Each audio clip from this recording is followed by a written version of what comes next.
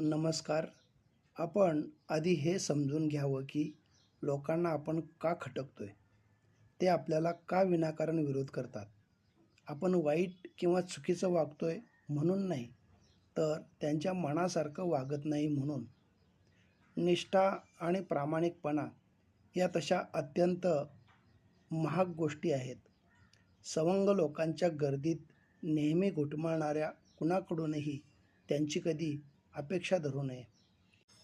ज्याच्याशी बोलल्यामुळं आपला आनंद दुप्पट होतो आणि दुःख हलकं होतं, तोच आपला खरा जिवलग असतो.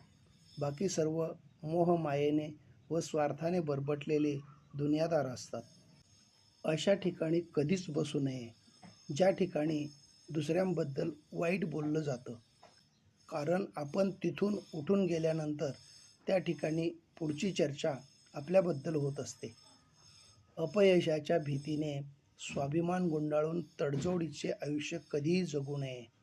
एखाद्या जिवलग माणसाच्या पाठीमागे ठामपणे उभे राहावे. जिंकलात तरी त्याच्यासाठी आणि हरलात तरी त्याच्यासाठीच. भूक लागली म्हणून भाकरीऐवजी पैसा खाता येत नाही आणि पैसा जास्त आहे म्हणून भुकेपेक्षा जास्त अन्न खाता येत नाही.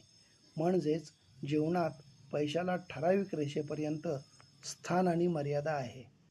आपल्या स्थावर आणि जंगम मालमत्तेचे वारस कितीही असू शकतात, पण आपल्या कर्माचा वारस आपण स्वतःच असतो. समय एक ऐसी चीज है जो गिनते रहेंगे तो कम पड़ेगा, उपयोग करेंगे तो वृद्धि होगी, संग्रह करें तो हाथों से निकल जाएगा, पर संभाल लेंगे तो यह आपका हो जाएगा. धन्यवाद.